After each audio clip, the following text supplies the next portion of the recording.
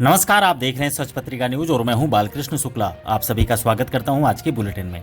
आज के बुलेटिन की शुरुआत करते हैं अदालत के एक फैसले से। उसके बाद दिखाएंगे क्राइम से लेकर क्षेत्र की तमाम बड़ी खबरें। यदि आप चाहते हैं सबसे तेज, सच और सटीक खबरें तो चैनल को सब्सक्राइब करना बिल्कुल न भूलें।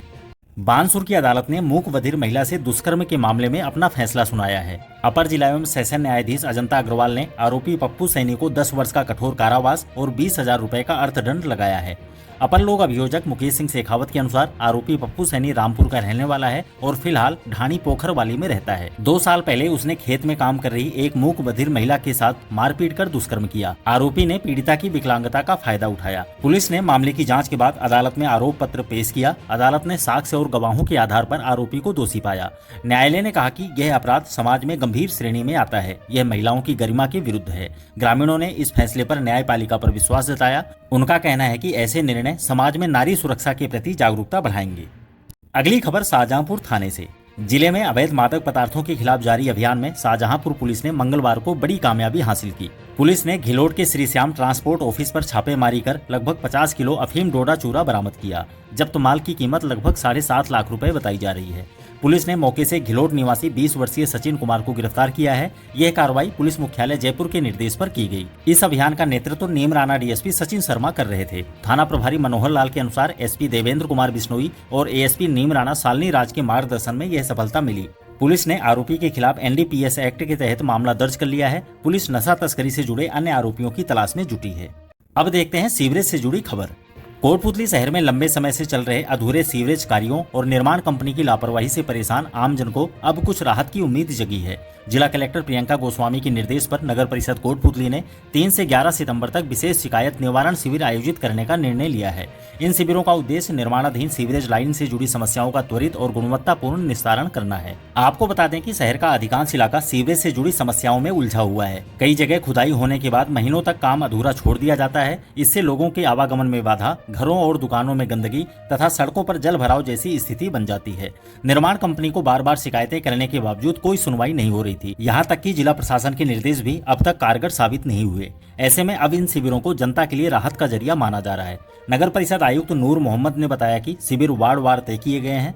3 सितंबर को वार्ड 18 से 21, 4 सितंबर को वार्ड 22 से 25, 8 सितंबर को 26 से 29, 9 सितंबर को वार्ड 30 से 33, 10 सितंबर को वार्ड 34 से 37 तथा 11 सितंबर को वार्ड 38 से 40 के लिए शिविर आयोजित होंगे। सभी शिविर नगर परिषद कार्यालय परिसर में सुबह 10 बजे से दोपहर 2 बजे तक और दोपहर 2 से शाम 6 बजे तक 2 चरणों में संचालित किए जाएंगे।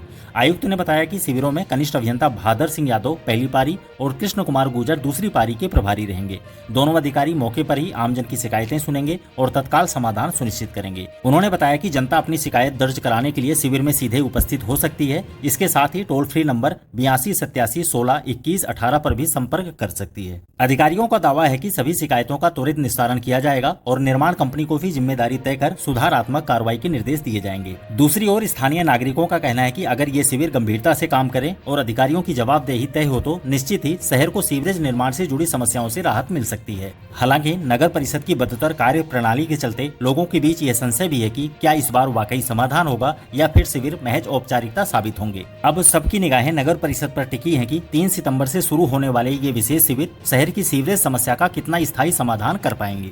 अगली खबर बहरोड में जल भराव। जिले के बहरोड क्षेत्र में पिछले 2 दिनों से मौसम बदला हुआ है। लगातार बारिश के चलते जनजीवन प्रभावित हो गया है। पिछले 24 घंटे में 44 mm और 36 घंटे में 67 mm बारिश दर्ज की गई है। मंगलवार को भी सुबह से रुक रुक कर बारिश का सिलसिला जारी रहा। देर रात हुई बारिश ने निचले इलाकों में जल भराव की स्थिति और बिगाड़ दी। शहर में सबसे ज्यादा परेशानी पोस्ट ऑफिस के सामने दिखाई दे रही है, जहां पानी निकासी की कोई स्थायी व्यवस्था नहीं होने से अधिकारी, कर्मचारी और आमजन को गंदे पानी के बीच से गुजरना पड़ रहा है। नेशनल हाईवे पर भी दादा की ढाणी के पास पानी निकासी बंद होने से हाईवे और सर्विस रोड के बीच बना नाला डूब गया है, जिससे गुजरने वाले वाहन चालकों के लिए भारी दिक्कत उठानी पड़ रही है। इसी तरह पुलिस थाने के पीछे मानपुरा मोहल्ले में भी पानी भर गया है। यहाँ पैदल निकलना भी मुश्किल हो गया है। इसी प्रकार जिला अस्पताल के मुख्य द्वार पर भी जल भराव की समस्या मौजूद है। मरीजों और उनके परिजनों को कीचड़ और पानी के बीच से गुजरना पड़ रहा है। अस्पताल गेट पर बने गहरे गड्ढे के कारण बाइक गिरने का खतरा बना रहता है। दूसरी ओर ग्रामीण इलाकों की बात करें तो वहाँ भी बारिश ने मुश्किलें बढ़ा दी हैं। खेतों में कटी बाजरे की फसल बर्बाद हो रही है। 1 सप्ताह पहले आई तेज हवा और बारिश से बाजरे की फसल पहले ही गिर गई थी। अब लगातार पानी भरने से वह खराब होने लगी है। किसानों ने इस बारिश के चलते भारी नुकसान की आशंका जताई है। इधर बहरौर शहर वासियों का कहना है कि नगर परिषद ने बार बार शिकायतों के बावजूद जल निकासी का स्थायी समाधान नहीं किया। नतीजा यह है कि हर बार बारिश होते ही हालात बिगड़ जाते हैं। अब आवारा मवेशियों का आतंक। कोटपुतली में आवारा मवेशियों का आतंक लगातार बढ़ता जा रहा है। सड़कों पर घूम रहे सांड और अन्य पशु राहगीरों और वाहन चालकों के लिए खतरा बने हुए हैं। मंगलवार को एक और गंभीर हादसा सामने आया जब पुतली के पास से गुजर रहे बाइक सवार को एक आवारा सांड ने टक्कर मार दी।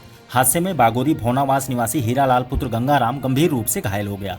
आनन फानन में लोगों ने घायल को राजकीय बीडीएम जिला अस्पताल पहुंचाया, जहां से प्राथमिक उपचार के बाद हालत गंभीर होने पर उसे जयपुर रेफर कर दिया गया। शहर वासियों का कहना है कि जिला कलेक्टर के निर्देशों के बावजूद नगर परिषद की अनदेखी के चलते हर दिन सड़कें इस तरह के हादसों का गवाह बन रही हैं।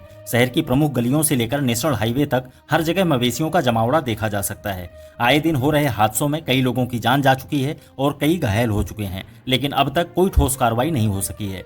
लोगों ने जिला प्रशासन से तत्काल प्रभावी कदम उठाने और शहर को आवारा पशुओं के आतंक से मुक्त कराने की मांग की है। अगली खबर भागवत कथा की। कोटपुतली के खेड़की बीड़भान ग्राम स्थित तुलसीदास जी आश्रम परिसर में संत 27 मंडल के अध्यक्ष महंत मानदास महाराज के सानिध्य में मंगलवार को बाबा तुलसीदास जी महाराज के वार्षिक उत्सव पर भक्ति और श्रद्धा का माहौल छा गया। मंदिर में संगीत में श्रीमद् भागवत कथा का आयोजन किया जा रहा है, जिसकी शुरुआत मंगलवार को सुबह कलश यात्रा से हुई। गुम का जोड़ा हनुमान मंदिर से निकली इस भव्य कलश यात्रा में 251 महिलाओं ने सिर पर कलश धारण कर भक्ति गीत गाते हुए हिस्सा लिया। यात्रा के दौरान जगह जगह श्रद्धालुओं ने पुष्प वर्षा कर स्वागत किया। पहले दिन कथा व्यास प्रीतम दास महाराज ने भागवत महापुराण की महिमा का वर्णन करते हुए कहा कि यह केवल धार्मिक आयोजन भर नहीं है, बल्कि जीवन को सार्थक बनाने का साधन है। उन्होंने कहा कि कथा श्रवण से भक्ति, वैराग्य और ज्ञान की भावना जागृत होती है। महंत कृष्णदास महाराज ने बताया कि 9 सितंबर को कथा के समापन पर विशाल संत सम्मेलन और भंडारे का आयोजन किया जाएगा। इस दौरान साधु संतों के साथ बड़ी संख्या में श्रद्धालु शामिल होंगे। कार्यक्रम में रामेश्वर दास त्यागी, रामदास, गोकुलदास, प्रेमदास, शिव कुमार, बाबूलाल शर्मा, फतेह सिंह बारेड, रण सिंह मेंबर, पांचू मुनीम, नरेंद्र सिंह जाट, सुरेंद्र वकील, मनोज शर्मा, जले सिंह हवलदार, सतपाल चौधरी, बल्लू चरण, पवन बारेड, रजत कौशिक समेत बड़ी संख्या में श्रद्धालु मौजूद रहे। अब एम्बुलेंस में नवजात। कोटपुतली के डाबला रोड स्थित श्यामनगर निवासी महिला प्रियंका पत्नी महेंद्र सैनी की 108 एम्बुलेंस में ही सुरक्षित डिलीवरी कराई गई। जानकारी के मुताबिक प्रसव पीड़ा की सूचना मिलने पर एम्बुलेंस स्टाफ विजेंद्र पायलट और प्रकाश गुर्जर तुरंत मौके पर पहुंचे और महिला को राजकीय बीडीएम जिला चिकित्सालय ले जाने लगे। हालांकि अस्पताल पहुंचने से पहले ही प्रसव पीड़ा तेज हो गई। इस पर एम्बुलेंस स्टाफ ने अपनी सूझबूझ और प्रशिक्षण का परिचय देते हुए एम्बुलेंस को ही डिलीवरी रूम में बदल दिया और परिजनों के सहयोग से सुरक्षित प्रसव करवाया। महिला ने एक स्वस्थ पुत्र को जन्म दिया है। इसके बाद प्रसूता और नवजात को राजकीय बीडीएम जिला चिकित्सालय में भर्ती करवाया गया। अस्पताल के चिकित्सकों ने दोनों को स्वस्थ बताया है। अब शिक्षा विभाग से जुड़ी खबर। विधानसभा सत्र के चलते शिक्षा विभाग के अधिकारियों और कर्मचारियों को अब मुख्यालय पर ही रहना होगा। शिक्षा निदेशक सीताराम जाट ने आदेश जारी कर स्पष्ट किया है कि विधानसभा सत्र समाप्ति तक किसी भी तरह की ढिलाई बर्दाश्त नहीं की जाएगी। आदेश के अनुसार सत्र के दौरान शिक्षा विभाग से जुड़े प्रश्नों, प्रस्तावों और मामलों के उत्तर समय पर उपलब्ध कराना अनिवार्य है। इसी कारण किसी भी अधिकारी और कर्मचारी का अवकाश मंजूर नहीं किया जाएगा। विभाग के यदि किसी संयुक्त निदेशक, जिला शिक्षा अधिकारी, मुख्य ब्लॉक शिक्षा अधिकारी या अन्य कार्मिक को मुख्यालय छोड़ने की आवश्यकता होती है तो इसके लिए उन्हें शिक्षा निदेशक से पूर्व लिखित अनुमति लेना अनिवार्य होगा। बिना अनुमति मुख्यालय छोड़ने या अवकाश लेने की स्थिति में संबंधित अधिकारी या कर्मचारी के खिलाफ विभागीय कार्रवाई की जाएगी। इस आदेश के बाद अब सभी शिक्षा विभाग के कर्मचारियों को विधानसभा सत्र समाप्त होने तक मुख्यालय पर ही बने रहना होगा।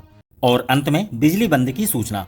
220 केवी जीएसएस कोटपुतली पर मरम्मत कार्य के चलते बुधवार को कई इलाकों में बिजली बंद रहेगी। सहायक अभियंता विजेश कुमार यादव ने बताया कि 33 केवी फीडर पावटा की सप्लाई सुबह 9 से 11 बजे तक तथा पानेसिया फीडर की सप्लाई सुबह 11 से दोपहर 1 बजे तक बाधित रहेगी, जिसके चलते 33 केवी जीएसएस भूरी भड़ाज, दांतिल, गोवर्धनपुरा चौकी और राजनौता से जुड़े सभी इलाकों में आपूर्ति बाधित रहेगी। अगर आपको लगता है कि ये खबरें मायने रखती हैं तो इसे लाइक करके हमें बताएं, शेयर करके दूसरों को जागरूक करें और अगर आपके मन में कोई सवाल या सुझाव है तो कमेंट बॉक्स में अपनी बात खुलकर लिखें। सच की इस यात्रा में हमारे साथ जुड़ने के लिए चैनल को सब्सक्राइब करना बिल्कुल ना भूलें। आज के लिए बस इतना ही। दोबारा मिलते हैं इसी तरह की दूसरी ताजा खबरों के साथ। नमस्कार। न झुकेंगे न रुकेंगे, जहां सच छुपाया जाएगा वहीं से उठेगी ये आवाज। सच पत्रिका न्यूज, सबसे तेज, सच और सटीक खबरें।